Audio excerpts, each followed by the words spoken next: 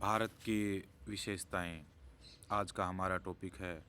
मैं डॉक्टर सोनू भारद्वाज, राजनीति विज्ञान विभाग में सहायक आचार्य। UPSC, HPSC, RPSC, UPPSC, SSC, RRB, HSSC, banking all competition exam करने वाले बच्चे तथा राजनीतिक विज्ञान, बीए, एमए, यूजीसी नेट और जेआरएफ पॉलिटिकल साइंस की तैयारी करने वाले बच्चों के लिए काफ़ी किफ़ायती ये वीडियो होने वाली है। आज का हमारा विषय है भारतीय संविधान की विशेषताएं। भारत का संविधान दुनिया का सबसे विस्तृत और अनूठा संविधान है। यह दुनिया का सबसे बड़ा लिखित और लोकतांत्रिक संविधान है। इसमें देश की आर्थिक, सामाजिक, राजनीतिक, धार्मिक और सांस्कृतिक व्यवस्था का ज्ञान पाया जाता है। वर्तमान युग लोकतंत्र का युग है। सभी लोकतंत्र शासन व्यवस्था वाले देशों में शासन का स्वरूप तथा कार्य एक जैसे होते हैं, परंतु सभी देशों में संविधान का स्वरूप और आकार एक समान नहीं होता। संयुक्त राज्य अमेरिका का संविधान विश्व के लिखित संविधानों में सबसे छोटा है। इसमें केवल 7 अनुच्छेद हैं। इसके विपरीत भारत का संविधान विश्व का सबसे लंबा और विस्तृत लिखित संविधान है, जिसमें 395 अनुच्छेद और 12 अनुसूचियां हैं। सबसे पहली भारतीय संविधान की विशेषता, भारत की प्रस्तावना। भारत की प्रस्तावना भारतीय संविधान से पहले उसकी उद्देशिका, उसका लक्ष्य और उद्देश्य निर्धारित करती है। प्रस्तावना के शब्द: हम भारत के लोग भारत को एक संपूर्ण प्रभुसत्ता संपन्न समाजवादी पंथ निरपेक्ष लोकतंत्रात्मक गणराज्य बनाने के लिए तथा उसके समस्त नागरिकों को सामाजिक, आर्थिक और राजनीतिक न्याय, विचार, अभिव्यक्ति, विश्वास, धर्म प्राप्त करने के लिए तथा उन सब में उपासना की स्वतंत्रता, प्रतिष्ठा और अवसर की समता, व्यक्ति की गरिमा और राष्ट्र की एकता और अखंडता सुनिश्चित करने वाली बंधुता बढ़ाने के लिए दृढ़ संकल्प होकर अपनी इस संविधान सभा में आज तारीख 26 नवंबर 1949 ईस्वी मिति मार्गशीर्ष शुक्ला सप्तमी संवत 2006 विक्रमी को एतद द्वारा इस संविधान को अंगीकृत, अधिनियमित और आत्मसमर्पित करते हैं। भारत का सबसे लंबा लिखित संविधान। भारत का संविधान विश्व के सभी लिखित संविधानों में सबसे लंबा है। यह एक अति व्यापक और विस्तृत दस्तावेज है। मूलतः 1949 संविधान में एक प्रस्तावना, 395 अनुच्छेद और 22 भागों में विभाजित है। मूलतः इसमें 8 अनुसूचियां थी। वर्तमान में इसमें एक प्रस्तावना, लगभग 470 अनुच्छेद और 25 भागों में इसको विभाजित किया गया और 12 अनुसूचियां हैं। ये डाटा 2019 तक का है। विभिन्न देशों के संविधानों के लिए प्रावधान। ब्रिटेन के संविधान से हमने संसदीय शासन प्रणाली, विधि का शासन, संसदीय विशेषाधिकार और एकल नागरिकता ली है। मंत्रिमंडल का लोकसभा के प्रति सामूहिक उत्तरदायित्व, विधि निर्माण की प्रक्रिया, महान्यायवादी, कैग नियंत्रण व महालेखा परीक्षक, राज्यपाल की स्वविवेकीय शक्तियाँ ब्रिटेन के संविधान से हमने ली हैं। यूएसए के संविधान से न्यायिक पुनरावलोकन की शक्ति न्यायपालिका को, मौलिक अधिकार, उपराष्ट्रपति का पद, उद्देशिका का विचार, स्वतंत्र न्यायपालिका का पद से न्यायपालिका में न्यायाधीशों का पद से हटाया जाना का प्रावधान भी हमने यूएसए से लिया है। कनाडा के संविधान से संघात्मक व्यवस्था, सशक्त केंद्र, अवशिष्ट शक्तियां केंद्र के पास और राज्यपाल की नियुक्ति कनाडा के संविधान से ली है। आयरलैंड के संविधान से राज्य के नीति निर्देशक तत्वों, राष्ट्रपति द्वारा राज्यसभा में साहित्य, कला, विज्ञान तथा समाज सेवा आदि के क्षेत्र में ख्याति प्राप्त व्यक्तियों का मनोनयन, राष्ट्रपति के निर्वाचन संबंधी प्रक्रिया हमने आयरलैंड के संविधान से ली है। दक्षिण अफ्रीका के संविधान से संविधान संशोधन की प्रक्रिया ली है। राज्यसभा सदस्यों की निर्वाचन प्रक्रिया ली है दक्षिण अफ्रीका के संविधान से। फ्रांस के संविधान से स्वतंत्रता, समानता और बंधुत्व का सिद्धांत, गणतंत्रात्मक व्यवस्था ली है। ऑस्ट्रेलिया के संविधान से समवर्ती सूची का प्रावधान, संसद के दोनों सदनों की संयुक्त बैठक, जर्मनी के वाइमर सिद्धांत से आपातकाल के दौरान मूल अधिकारों का निलंबन, जापान के संविधान से विधि द्वारा स्थापित प्रक्रिया और पूर्व सोवियत संघ से मूल कर्तव्य। प्रस्तावना में सामाजिक, आर्थिक, राजनीतिक न्याय का आदर्श स्वरूप लिया है। इसलिए भारत के संविधान को विभिन्न देशों के संविधान से लिया गया संविधान कहते हैं, या उधार लिया गया थैला कहते हैं, जबकि भारत का संविधान उधार लिया गया थैला नहीं है। भारतीय संविधान सभा के किसी भी सदस्य ने भारत के संविधान को मूल संविधान घोषित नहीं किया, जबकि उन्होंने 59 देशों के संविधान का अध्ययन करके 59 देशों के संविधान से प्रभावित होकर के जिस देश में जो नियम कानून अच्छे लगे उसी को भारतीय संविधान में जोड़ा। इसलिए भारत का संविधान विश्व का सबसे लंबा और विस्तृत संविधान बन पाया। सबसे विस्तृत एवं लिखित संविधान भारत का संविधान विश्व के सभी लिखित संविधानों में सबसे लंबा और लिखित संविधान है। कठोरता और लचीलेपन का मिश्रण भारत का संविधान न तो कठोर है और न ही लचीला है, बल्कि दोनों का मिश्रण है। अनुच्छेद 368 में दोनों प्रकार के संशोधनों का प्रावधान है। कुछ प्रावधानों में संसद के विशेष बहुमत अर्थात प्रत्येक सदन के उपस्थित और मतदान करने वाले सदस्यों के 2/3 बहुमत तथा प्रत्येक सदन की कुल सदस्यता के बहुमत द्वारा संशोधन किया जा सकता है। कुछ अन्य प्रावधानों में संसद के विशेष बहुमत तथा कुल राज्यों के आधे से अधिक सदस्यों के अनुमोदन से संशोधन किया जा सकता है। संविधान के कुछ प्रावधानों को सामान्य विधायी प्रक्रिया के अनुसार संसद के साधारण बहुमत द्वारा संशोधित किया जा सकता है। ये संशोधन अनुच्छेद 368 के अंतर्गत नहीं आते। भारत का संविधान अमेरिका जितना कठोर नहीं है और ब्रिटेन के जितना लचीला भी नहीं है। एकात्मक पूर्वाग्रह वाली संघीय प्रणाली भारतीय संविधान की यह विशेषता है कि भारत का संविधान संघीय शासन प्रणाली स्थापित करता है। संविधान की संघीय विशेषता के अंतर्गत द्वैध शासन प्रणाली, लिखित संविधान, शक्तियों का विभाजन, संविधान की सर्वोच्चता, कठोर संविधान, स्वतंत्र न्यायपालिका और द्विसदनीय जैसी सामान्य विशेषता पाई जाती हैं।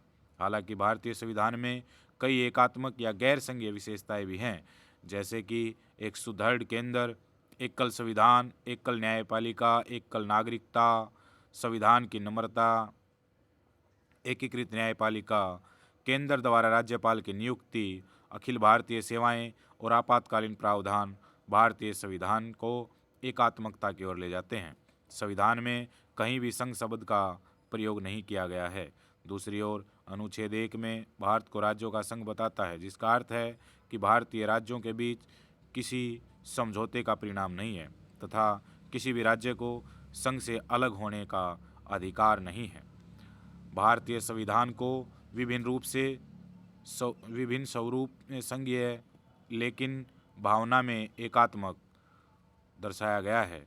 कैसिवैयर ने भारतीय संविधान को अर्ध संघीय कहा है। मोरी जोन्स ने सौदाकारी संघवाद कहा है। ग्रेनविल ऑस्टिन द्वारा सहकारी संघवाद कहा गया है। आइवर जेनिंग्स द्वारा केंद्रीयकरण की प्रवृत्ति वाला संघ के रूप में वर्णित किया गया है। भारतीय संविधान की विशेषता संघीय शासन प्रणाली है। भारत के संविधान ने अमेरिकी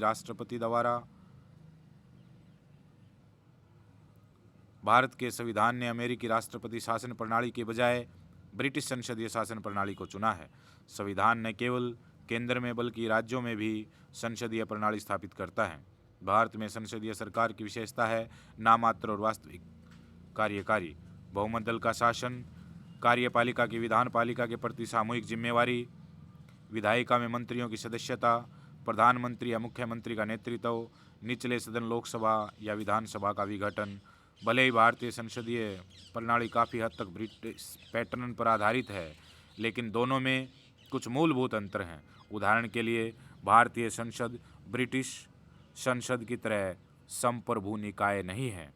भारतीय राज्य का एक निर्वाचित प्रमुख गणतंत्र होता है, जबकि ब्रिटिश राज्य का एक वंशानुगत प्रमुख राजतंत्र होता है। संसदीय प्रभुसत्ता और न्यायिक सर्वोच्चता का संश्लेषण भारत की विशेषता है। संसद की प्रभुसत्ता का सिद्धांत ब्रिटिश संसद से जुड़ा है, जबकि न्यायिक सर्वोच्चता का सिद्धांत अमेरिकी सुप्रीम कोर्ट से जुड़ा है। अमेरिकी संविधान भारतीय संविधान के अनुच्छेद 21 में निहित विधि द्वारा स्थापित प्रक्रिया के विरुद्ध विधि की उचित प्रक्रिया का प्रावधान करता है। इसलिए भारतीय संविधान के निर्माताओं ने संसदीय प्रभुसत्ता के ब्रिटिश सिद्धांत और न्यायिक सर्वोच्चता के अमेरिकी सिद्धांत को उचित रूप से संयोजित किया गया है। एक और सर्वोच्च न्यायालय न्यायिक समीक्षा की अपनी शक्ति के माध्यम से संसदीय कानून और असंवैधानिक घोषित कर सकता है। दूसरी ओर संसद अपनी संवैधानिक शक्ति के माध्यम से संविधान के बड़े हिस्से में संशोधन कर सकती है। मौलिक अधिकार भारतीय संविधान के भाग 3 में अनुच्छेद 12 से 35 तक सभी नागरिकों को 6 मौलिक अधिकारों की गारंटी देता है।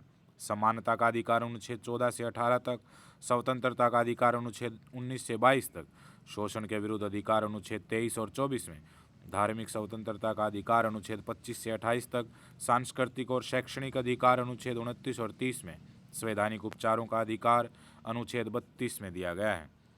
भारतीय संविधान की विशेषता राज्य नीति के निर्देशक सिद्धांत हैं। भारतीय संविधान के चौथे अध्याय में अनुच्छेद 36 से 51 तक राज्य नीति के निर्देशक सिद्धांतों की व्यवस्था की गई है। राज्य नीति के निर्देशक सिद्धांत आयरलैंड के संविधान से प्रभावित होकर भारतीय संविधान में शामिल किए गए हैं। इन सिद्धांतों को संविधान में शामिल करने का यह उद्देश्य संघीय तथा प्रांतीय सरकारी अपनी नीतियों का निर्धारण करते समय इन सिद्धांतों को ध्यान में रखें। इन सिद्धांतों का उद्देश्य भारत में राजनीतिक लोकतंत्र के साथ साथ सामाजिक तथा आर्थिक लोकतंत्र को लागू करना है। इसी संदर्भ में डॉक्टर भीमराव अंबेडकर का कहना है कि निर्देशक सिद्धांत विशेष रूप से सामाजिक एवं आर्थिक लोकतंत्र की स्थापना के उद्देश्य से निर्मित किए गए हैं। इसी संदर्भ में बीके गोखले का कथन है। संक्षेप में वे कल्याणकारी राज्य की स्थापना करना चाहते थे जिसमें न्याय, स्वतंत्रता, समानता विद्यमान हो तथा जनता सुखी और संपन्न हो। राज्य नीति के निर्देशक सिद्धांतों को निम्न भागों में विभाजित किया जा सकता है: समाजवादी सिद्धांत, गांधीवादी सिद्धांत, उदारवादी सिद्धांत तथा अंतर्राष्ट्रीय संबंधी सिद्धांत। मौलिक अधिकारों के विपरीत ये निर्देश गैर न्यायोचित हैं, अर्थात इनके उल्लंघन के लिए न्यायालय इन्हें लागू नहीं कर सकता। संविधान स्वयं घोषित करता है कि ये सिद्धांत देश के शासन में मौलिक हैं और कानून बनाने में इन सिद्धांतों को लागू करना राज्य का कर्तव्य होगा। भारत के संविधान में मौलिक कर्तव्यों का समावेश किया गया। अधिकार तथा कर्तव्य साथ साथ चलते हैं। एक व्यक्ति का अधिकार दूसरे का कर्तव्य है। कर्तव्यों के बारे में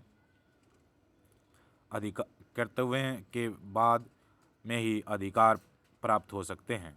भारत के संविधान के तीसरे अध्याय में केवल मौलिक अधिकारों की व्यवस्था की गई है, कर्तव्यों का कोई वर्णन नहीं किया गया है।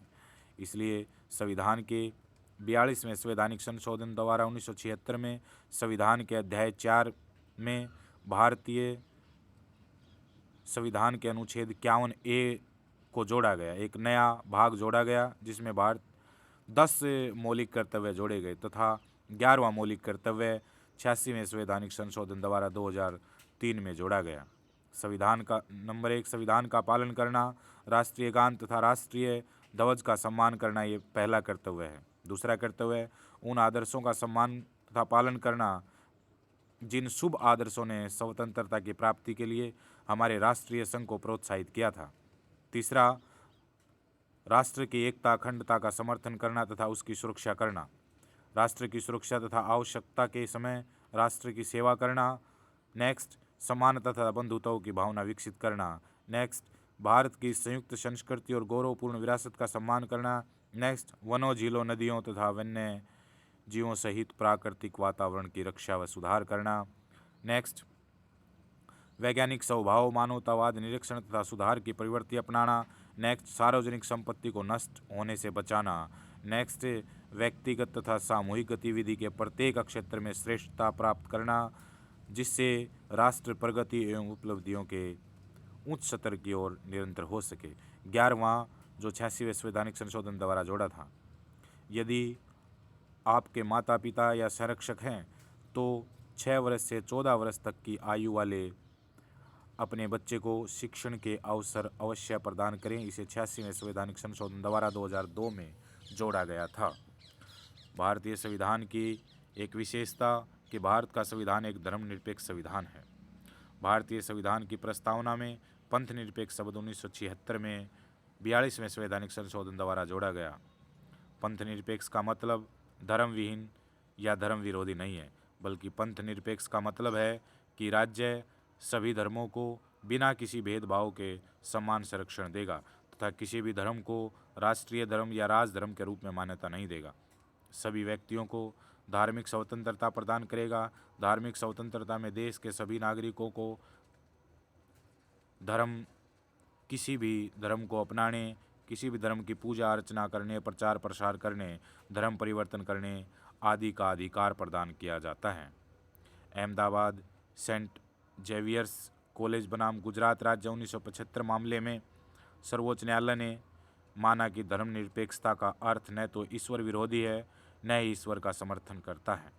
यह सिर्फ यह सुनिश्चित करता है कि राज्य के मामलों में ईश्वर की अवधारणा को समाप्त करते हुए धर्म के आधार पर किसी को अलग नहीं किया जाए। धर्म की स्वतंत्रता से संबंधित कुछ प्रावधान भारतीय संविधान के अनुच्छेद 25 में यह धार्मिक स्वतंत्रता को बढ़ावा देता है, जिसमें किसी धर्म को स्वतंत्र रूप से मानने या अभ्यास करने या प्रचार करने का अधिकार शामिल है। अनुच्छेद 26 में यह धार्मिक मामलों के प्रबंधन की स्वतंत्रता देता है। अनुच्छेद 27 में यह किसी भी धर्म विशेष के प्रचार के लिए करों के भुगतान के रूप में स्वतंत्रता निर्धारित करता है। लास्ट अनुच्छेद 28 यह कुछ शैक्षणिक संस्थानों में धार्मिक शिक्षा अथवा धार्मिक पूजा में उपस्थित होने की स्वतंत्रता देता है। भारतीय संविधान की विशेषता एकल नागरिकता। हम सब भारतीय हैं, ये भारतीय संविधान की विशेषता है। भारतीय संविधान संघीय है और इसमें दोहरी राजनीति केंद्र और राज्य की परिकल्पना की गई है, लेकिन इसमें केवल एक नागरिकता भारतीय नागरिकता का प्रावधान है। भारत में सभी नागरिक, चाहे वे जिस भी राज्य में पैदा हुए हों या रहते हों, पूरे देश में नागरिकता के समान राजनीतिक और नागरिक अधिकारों का आनंद लेते हैं तथा उनके साथ कोई भेदभाव नहीं किया जा सकता। भारतीय संविधान में स्वतंत्र निकाय हैं। भारतीय संविधान भारत में लोकतांत्रिक सरकार प्रणाली की सुरक्षा के लिए प्रमुख स्तंभों के रूप में स्वतंत्र निकायों की स्थापना करता है। स्वतंत्र और निष्पक्ष चुनाव सुनिश्चित करने हेतु निर्वाचन आयोग है, जो प्रत्येक राज्य के सरकार के राष्ट्रपति, उपराष्ट्रपति और भारत सरकार के इलेक्शन करवाता है। केंद्र व राज्य सरकारों के खातों का लेखा परीक्षण करने हेतु भारत के नियंत्रण में महालेखा परीक्षक हैं। अखिल भारतीय सेवाओं और उच्च केंद्रीय सेवाओं में भर्ती के लिए परीक्षा आयोजित करने तथा अनुशासनात्मक मामलों पर राष्ट्रपति को सलाह देने हेतु संघ लोक सेवा आयोग। राज्य सेवाओं में भर्ती के लिए परीक्षा आयोजित करने तथा अनुशासनात्मक मामलों पर राज्यपाल को सलाह देने हेतु प्रत्येक राज्य में राज्य लोक सेवा आयोग है। भारतीय संविधान की व्यवस्था राष्ट्रपति को आपातकालीन प्रावधान। भारतीय संविधान में राष्ट्रपति को किसी भी असाधारण स्थिति से प्रभावी ढंग से निपटने में सक्षम बनाने के लिए विस्तृत आपातकाल का प्रावधान किया गया है। कुछ प्रावधानों में शामिल करने के लिए पीछे तर्क यह है कि देश की प्रभुसत्ता, एकता, अखंडता व सुरक्षा, लोकतांत्रिक राजनीतिक प्रणाली और संविधान की रक्षा की जाए। संविधान में 3 प्रकार की आपात स्थितियों की परिकल्पना की गई है। युद्ध या बाहरी आक्रमण या सशस्त्र विद्रोह के आधार पर राष्ट्रीय आपातकाल अनुच्छेद 352 के तहत लगाया जा सकता है। नंबर 2, राज्यों में संवैधानिक तंत्र की विफलता अनुच्छेद 356 या केंद्र के निर्देशों का पालन करने में विफलता अनुच्छेद 365 के आधार पर राज्यों में आपातकाल राष्ट्रपति द्वारा लगाया जा सकता है। अनुच्छेद 360 में भारत की वित्तीय स्थिरता या ऋण के खतरे के आधार पर वित्तीय आपातकाल लगाया जा सकता है। भारतीय संविधान की विशेषता त्रिस्तरीय सरकार है। भारतीय सरकार में संघीय शासन प्रणाली के माध्यम से दोहरी राजनीति का प्रावधान है। केंद्र सरकार में अपनी सरकार बनती है, राज्यों में अपनी सरकार बनती है। भारतीय संविधान में एक तीसरी सरकार का वर्णन भी किया गया। 73वें और 74वें संविधान संशोधन अधिनियम 1992 ने सरकार का एक तीसरा सत्र यानी स्थानीय जोड़ा है, जो विश्व के किसी अन्य संविधान में नहीं पाया जाता है। 73वें संवैधानिक संशोधन द्वारा 1992 ने भारत संविधान में एक नया भाग 9 और एक नई अनुसूची 11 जोड़कर पंचायतों, ग्रामीण स्थानीय सरकारों को संवैधानिक मान्यता दी। 74वें संवैधानिक संशोधन अधिनियम 1992 ने भारत संविधान में एक नया भाग 9A और नई अनुसूची 12 जोड़कर नगरपालिकाओं यानी शहरी स्थानीय सरकारों को संवैधानिक मान्यता दी। भारतीय संविधान की एक सुनहरी विशेषता लोकतंत्र में सार्वभौमिक वयस्क मताधिकार। स्वतंत्रता पूर्व काल में बमुश्किल से 13% भारतीय नागरिकों को वोट देने का अधिकार था। सार्वभौमिक वयस्क मताधिकार की मांग स्वतंत्रता से कुछ दशक पहले ही महत्व प्राप्त करने लगी थी। मोतीलाल नेहरू की रिपोर्ट असीमित वयस्क मताधिकार और महिलाओं के समान अधिकारों का समर्थन करने वाली अग्रणी रिपोर्ट बन गई थी। भारतीय संविधान की में सार्वभौमिक वयस्क मताधिकार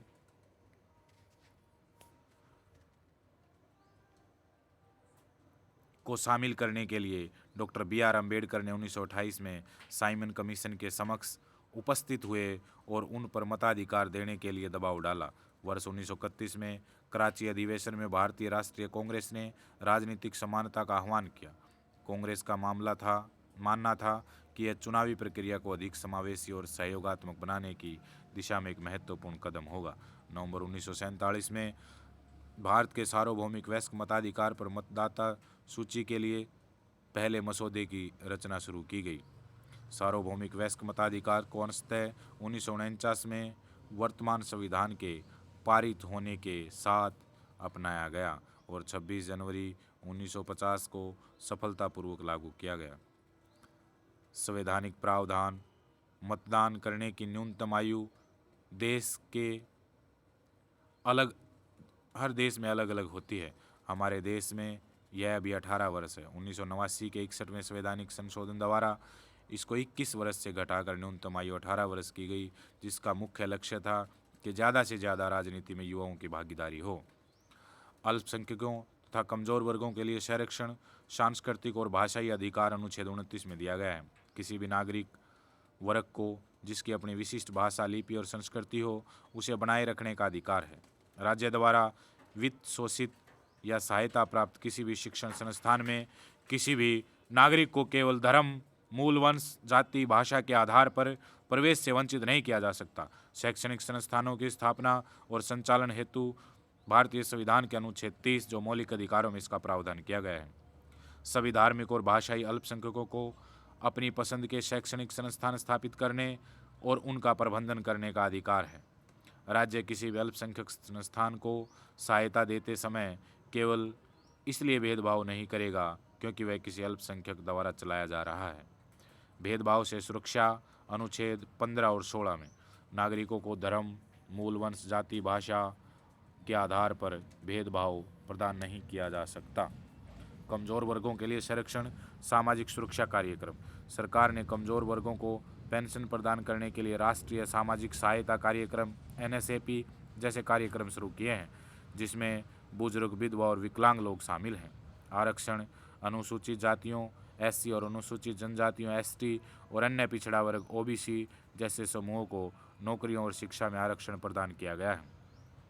अन्य कमज़ोर वर्ग, महिलाओं, विकलांगों, व्यक्तियों और यौन अल्पसंख्यक जैसे समूहों को भी संविधान और विभिन्न कानूनों के माध्यम से संरक्षण और सशक्तिकरण के लिए लक्षित किया गया है। भारतीय संविधान की विशेषता, भारतीय संविधान विषयों का शांति का समर्थन करता है। भारत का संविधान विश्व शांति का समर्थक है, जो अनुच्छेद 51 में अंतर्राष्ट्रीय शांति और सुरक्षा को बढ़ावा देने के लिए राज्य को निर्देश देता है।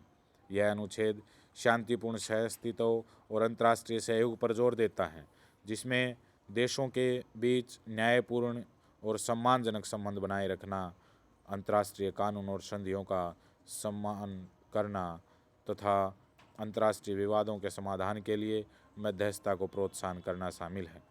अंतर्राष्ट्रीय शांति और सुरक्षा को बढ़ावा देना। संविधान के अनुच्छेद 51 में भारत को वैश्विक शांति और सुरक्षा बनाए रखने के लिए काम करने का निर्देश दिया गया है। न्यायपूर्ण और सम्मानजनक संबंध, यह राज्य को राष्ट्रों के बीच न्याय संगत और सम्मानजनक संबंध बनाए रखने के लिए कहता है। अंतर्राष्ट्रीय कानून का सम्मान, अनुच्छेद 51 अंतर्राष्ट्रीय कानून और संधि दायित्वों के प्रति सम्मान को बढ़ावा देने के लिए राज्य को प्रोत्साहित करता है। राष्ट्रीय भाषा का प्रावधान। भारत एक विशाल देश है जिसमें अनेक विभिन्नताएं हैं तथा अनेक विभिन्नताओं में भाषा भी एक विभिन्नता है। देश में अनेक भाषाओं को बोलने वाले लोग निवास करते हैं। संविधान में यह प्रावधान किया गया है कि संविधान के लागू होने के 10 वर्ष पश्चात भारत की राष्ट्रीय भाषा हिंदी देवनागरी लिपि में राष्ट्रभाषा होगी। हिंदी के विकास के लिए केंद्र और राज्यों को विशेष उत्तरदायित्व भी सौंपे गए। परंतु इतने वर्षों के पश्चात भी हिंदी को वह स्थान प्राप्त नहीं हुआ।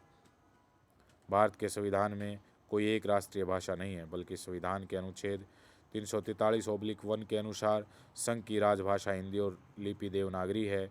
संविधान में हिंदी समेत 22 भाषाओं को राष्ट्रीय मान्यता दी गई है। भारतीय संविधान की विशेषता कानून का शासन है। भारत में कानून का शासन है, किसी व्यक्ति का नहीं है। भारत में हर प्रत्येक व्यक्ति पर कानून शासन करता है, चाहे एक पीएन मजदूर हो या कोई प्रिंसिपल और प्रधानमंत्री और मुख्यमंत्री हो।